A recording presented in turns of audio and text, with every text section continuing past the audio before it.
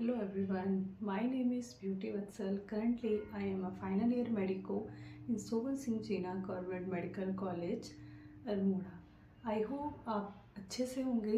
तो आज के थंबनेल से आपने देख ही लिया होगा कि हम डिस्कस करने वाले हैं कि फर्स्ट ईयर एमबीबीएस के लिए कौन कौन सी बुक्स ज़रूरी होती है। वीडियो की शुरुआत करने से पहले मैं आपको बता दूं कि मैंने फर्स्ट ईयर में 2 सब्जेक्ट में डिस्टिंक्शन मिली थी, विच मीन्स कि 75% से अब गेन किया था। उसमें 2 सब्जेक्ट्स थे, anatomy and physiology, and biochemistry में I have gain good marks.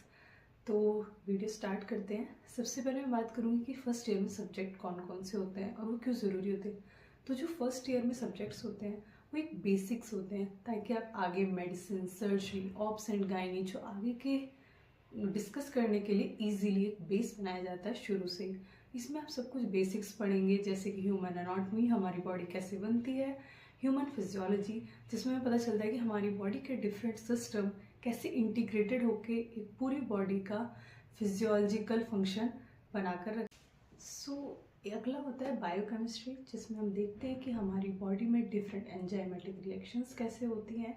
उसके अलावा डिफरेंट जो हमारी बॉडी में आयंस होते हैं वो कैसे बैलेंस रहते हैं, हमारा पूरा सिस्टम कैसे वर्क करता है। चलिए वीडियो की शुरुआत करते हैं। There are 3 subjects in our first year. First one is anatomy, second one is physiology and third one is biochemistry. तो जो सबसे बड़ा सब्जेक्ट है for first year student, this is human anatomy. मैं सारे ही सब्जेक्ट्स के लिए कुछ इम्पॉर्टेंट चीज़ें बताऊंगी, जिसमें कि हम थियोरी बुक्स का अलग डिस्कस करेंगे एंड प्रैक्टिकल बुक्स का अलग डिस्कस करेंगे। सबसे पहले हम बात करते हैं एनाटॉमी की, और इससे बात करने से पहले मैं एक बुक का बताना चाहूँगी आपको, जो बहुत ही ज़्यादा इम्पॉर्टेंट है, क्योंकि ह्यूमन एनाटॉमी पूरी डायग्राम बेस्ड है। तो वो है नेटर्स की एटलस, जो आप अपनी स्क्रीन पर देख पा रहे होंगे। This is the wonderful book.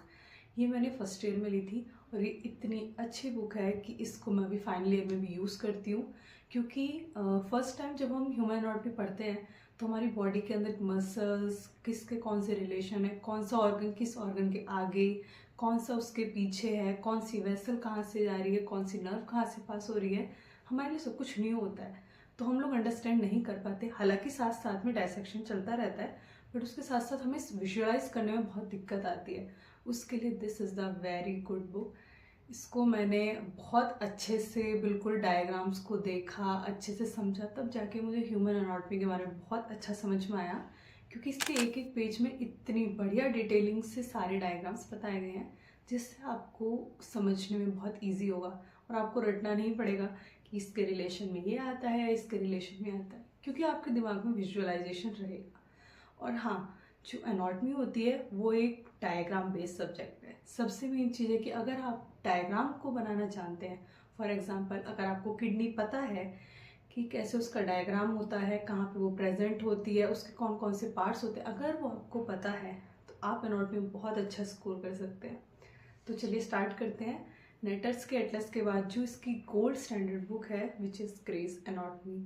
Grace anatomy एक बहुत ही वास्ट बुक है, और this is the very good book. जो सारे क्लिनिकल कॉन्सेप्ट इसमें दिए हुए हैं वो बहुत ही अच्छे हैं। हम बात करते हैं ग्रेस एनाटॉमी के बारे में। तो जो ग्रेस एनाटॉमी बहुत ही फास्ट बुक है, क्योंकि काफ़ी सारा पेजेस है, उसमें काफ़ी सारे कॉन्सेप्ट्स हैं। तो मैं रिकमेंड करूँगी कि अगर आप वो पढ़ना चाहते हैं तो आप डी फर्स्ट से उसको पढ़ना स्टार्ट कर दीजिए। क्योंकि गोल्ड स्टैंडर्ड बुक में क्या होता है, आपको एक बेस बनाना होता है, जिसके बाद आप उसको अच्छे से कर पाते हैं। और उसके क्लिनिकल कॉन्सेप्ट समझ के आप, हो सकता है आपको थोड़ी एग्ज़ाम में लिखने में दिक्कत आए, इसके लिए मैं आगे आपको बुक्स बताऊंगी। लेकिन क्लिनिकल कॉन्सेप्ट को बनाने के लिए grace anatomy is a very good book. ये 2 फॉर्म में आती है, ग्रेस एनाटॉमी फॉर स्टूडेंट्स, जो आपको पढ़नी चाहिए, जो फॉर स्टूडेंट्स है, और फॉर हमारे जो एपीज़, जो हमारे पढ़ाने वाले टीचर्स होते हैं, उनके लिए अलग वर्जन आता है उसका। अब बात करते हैं दूसरी बुक की, जो है बीडी चौरसिया, जो हम सभी जानते हैं कि बहुत ही ज़्यादा अच्छी बुक है। बीडी चौरसिया के 4 वॉल्यूम आते हैं, जिसमें फर्स्ट में upper limb and thorax, second volume में होता है हमारा lower limb, pelvis and abdomen, third में होता है हमारा हेड एंड नेक, फोर्थ में होता है हमारा ब्रेन एंड न्यूरो एनाटॉमी। इसकी एक साथ में एक जर्नल एनाटॉमी की बुक आती है, जो कि अच्छी बात है कि उसको पढ़ें, क्योंकि उसमें बहुत सारी ऐसी चीज़ें होती हैं जो हमें आगे एनाटॉमी को समझने के लिए हेल्प करती हैं।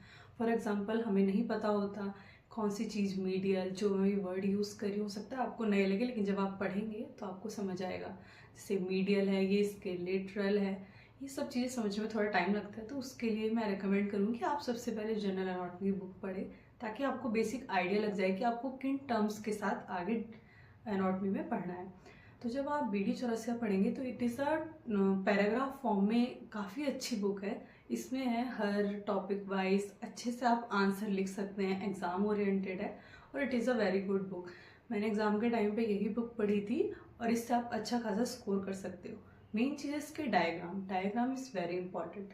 अगर आपको कोई भी चीज़ आती है, फॉर एग्जाम्पल अगर आपको कोई क्वेश्चन आता है कि what are the relations of kidney, मान लीजिए आपको किडनी के नाम पता है, लेकिन अगर आप उसका डायग्राम बना सकते हैं, क्योंकि आपको विजुअलाइजेशन है कि उसके आगे क्या आएगा, उसके पीछे क्या आएगा, उसके मीडियल साइड क्या आएगा, उसके लेटर साइड क्या आएगा, तो इससे बेटर है कि आप डायग्राम में उसको करें, आप ज़्यादा मार्क्स से स्कोर कर सकते हैं।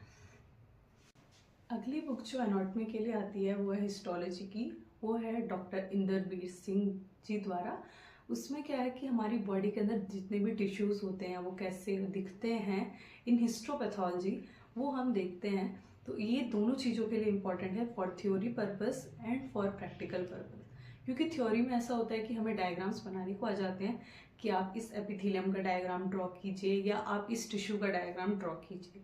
और प्रैक्टिकल में इसकी अलग से एक स्लाइड बेस्ड प्रैक्टिकल होता है, जिसमें आपको स्लाइड्स दी होती हैं और आपको पहचानना होता है कि किस ऑर्गन की है या स्किन की है या किस जगह की है। उसके बाद हमारी जो मोस्टली नेगलेक्ट करते हैं बच्चे, वो आती है एम्ब्रियो की बुक, वो भी डॉक्टर इंदरवीर सिंह जी द्वारा दी गई है। और एम्ब्रियो मैंने बहुत अच्छे से पढ़ी थी, क्योंकि हम लोग बहुत नेगलेक्ट कर देते कि नहीं बहुत सारा सिलेबस है, but embryo is a very very important subject. क्योंकि हमें एम्ब्रियोलॉजी में ये पता चलता है कि एक फीटस से एक ह्यूमन बीइंग बनने के लिए क्या क्या चीज़ें होती हैं कि जिससे डेवलप होके एक ह्यूमन बीइंग बनता है। बहुत छोटी छोटी सेल्स होती हैं जो माइग्रेट होके जाती हैं और उस पूरे सिस्टम का डेवलपमेंट करती है। अब देखिए आगे जाके जब से हम सर्जरी पढ़ते हैं, तो सर्जरी में क्या होता है, जैसे मान लीजिए आपका पूरी बुक है तो उसमें फर्स्ट चैप्टर होता है। फर्स्ट चैप्टर में ये दिया होता है कि ये कौन कौन सी डेवलपमेंटल एनोमली है, मतलब कि जब फीटस बड़ा हो रहा था तो ऐसी कौन सी चीज़ें हुई थी जिसकी वजह से वो एनोमली आ गई। तो अगर आपको नॉर्मल चीज़ें पता होंगी तो वो आपको जानने में आसानी होगी। जो नेक्स्ट बुक है हमारी वो है कनिंघम, जो कि एक डायसेक्शन की बुक है। तो जब आप फर्स्ट ईयर में एंटर करते हैं तो आपको साथ साथ में कैडेवर दिया जाता है, जिसपे हमें सीखना होता है कि हमारी बॉडी के डिफरेंट मसल्स, उसके ऑर्गन किस तरीके से दिखाई देते हैं। उसको डाइसेक्ट करने के लिए एक प्रैक्टिकल बुक होती है जिससे कनिंघम कहते हैं। और कनिंघम में सारी चीज़ें दी होती हैं। फॉर एग्जाम्पल अगर आपको थॉरेक्स की स्टडी करनी है तो आपको पता होना चाहिए कि इंसिजन हमें कहाँ से कहाँ देना है, फ्लैप को कैसे उठाना है ताकि कोई भी स्ट्रक्चर डैमेज ना हो। सेकेंड सब्जेक्ट की बात करते हैं जो है फिजियोलॉजी। फिजियोलॉजी के लिए जो गोल्ड स्टैंडर्ड बुक है थियोरी के लिए वो है गाइटन एंड हॉल और दूसरी है गेनोंग। गाइटन एंड हॉल अगेन काफ़ी बड़ी बुक है, तो आपको कंसिस्टेंट रहना पड़ता है इन बुक्स को पढ़ने के लिए। जो गेनोंग है वो मैंने पर्सनली रीड की थी, which is a very good book, क्योंकि इसमें सारे कॉन्सेप्ट इतने ईजिली दिए हुए हैं कि आप इतने बढ़िया क्लिनिकल कॉन्सेप्ट बन जाते हैं कि आप कभी उनको भूल ही नहीं पाओगे कि ये वर्क कैसे कर रहा था। फॉर एग्जांपल जैसे हमें रेस्पिरेटरी सिस्टम में देखना है कि कैसे इंस्पिरेशन होता है, कैसे एक्सपिरेशन होता है, कौन से वॉल्यूम बढ़ते हैं, कौन से वॉल्यूम डिक्रीज होते हैं, इसके लिए बहुत ही अच्छी बुक है। जो इसमें नॉर्मल बुक्स में बात करूँगी तो उसके अंदर आती है, सबसे पहले आती है ए.के. जैन, जो कि एक नोट्स काइंड ऑफ बुक है। उसमें आप कोर एग्ज़ाम, मान लीजिए आपके क्लिनिकल कॉन्सेप्ट बहुत अच्छे हो गए हैं और एग्ज़ाम में आप बहुत लिखने में दिक्कत हो रही है, तो उसके लिए बहुत अच्छी बुक है, क्योंकि इसमें सारे पैराग्राफ वाइज आंसर दिए हुए हैं, तो आप इसको एक बार देख सकते हैं। Next one is G K. Pal, जो कि अगेन थियरी की बुक है। अगर आप केवल एग्ज़ाम में पढ़ के पास होना चाहते हैं तो उसके लिए this is a good book. इसके 2 वॉल्यूम आते हैं और आप आराम से इसको पढ़ सकते हैं। अब बात करते हैं इसके प्रैक्टिकल के लिए। प्रैक्टिकल के लिए इसमें जी.के. पाल की प्रैक्टिकल बुक आती है। फिजियोलॉजी में प्रैक्टिकल इज़ वेरी इंपॉर्टेंट, क्योंकि यही आपका बेस बनाते हैं और आपको पता होना चाहिए। इसमें सिखाया जाता है कि कैसे हम बीपी लेते हैं, कैसे डिफरेंट सिस्टम के एग्जामिनेशन होते हैं, कैसे रेस्पिरेटरी सिस्टम के एग्जामिनेशन होते हैं, कैसे CNS के होते हैं, ताकि हमें पता चले कि क्या हमारी बॉडी में एबनॉर्मल हो रहा है। जो हमारा तीसरा सब्जेक्ट है वो है biochemistry. Biochemistry is a very good subject क्योंकि मुझे पर्सनली बहुत अच्छा लगता था। तो बायोकेमिस्ट्री की जो फोर्थ स्टैंडर्ड बुक है वो है Harper illustrated biochemistry. Harper illustrated biochemistry काफ़ी बड़ी बुक है, तो मैं रिकमेंड करूँगी कि आप उसको शुरू से ही पढ़ना शुरू करें ताकि वो आपके एंड ईयर तक ख़त्म हो जाए। उसके बाद आती है Lippincott. Lippincott is a very conceptual book जो मैंने पर्सनली रीड की है। लिपिनकॉर्ड में सारे कॉन्सेप्ट इतने अच्छे से दिए हुए हैं कि अगर आप एक बार उनको रिटेन कर लेंगे तो आप कभी नहीं भूल पाएंगे और आपका बेस बहुत अच्छा स्ट्रॉन्ग होगा।